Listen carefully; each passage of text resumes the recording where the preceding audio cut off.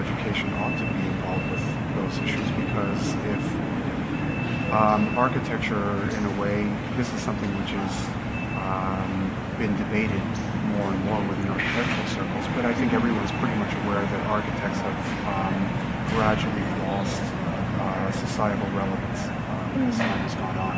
So over the past century, for example, architects have, even more over a longer period of time, architects have gone from being master builders maybe to people who are sought after as public intellectuals to propose solutions to society's problems, to being kind of designers of what in a lot of cases is just window dressing, right? Or to try to increase brand identity, which is just about, it's a kind of commercialization of architecture, which doesn't really deal with a lot of underlying problems. And studying this semester is on Haiti, where we've teamed up with a SIP panel manufacturer who are building kind of reconstruction housing, reconstruction different types of buildings around Haiti. So this is obviously in response to the earthquake from 2 years ago. But the earthquake from 2 years ago would have been bad enough had it just occurred by itself. It was made much worse by the fact that Port-au-Prince, which is where the earthquake was centered, at the time was overpopulated, and a lot of recent migrants from the countryside to the city were living on very precarious land, which previously had been left alone because it was so unstable. So why did those people move from the countryside to Port-au-Prince?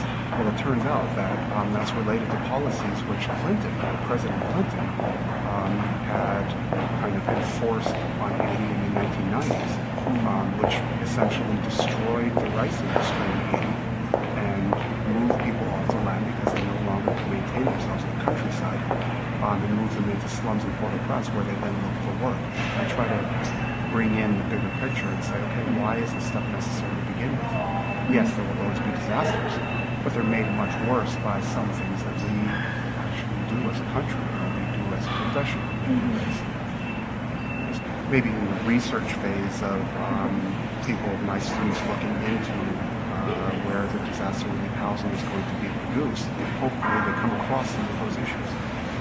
Because one of the great injustices of global climate change is that the countries who are least responsible for causing it, in other words, the countries which emit the least amount of carbon per capita, are actually the ones who suffer the most due to the changes that are induced by global warming. And a lot of those countries are poor not because they're just fated to be that way.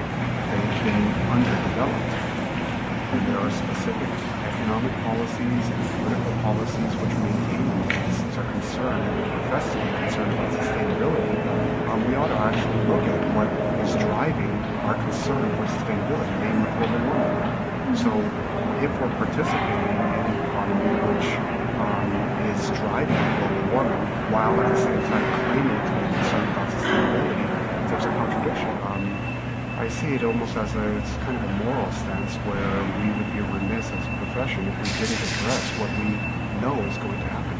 I would say what can we do? What we can do is we can educate ourselves about things like this, become conversant in them, recognize where patterns are occurring.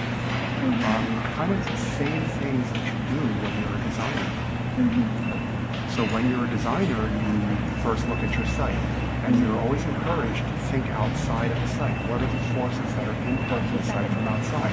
Well, it's exactly the same kind of thinking, right? But you just make it not about the site, you make it about why this building is being produced in the first place, what are the social forces that are generating it, etc. Think outside the bounds of the profession to look at the forces that are impacting the profession. It's the same kind of thinking.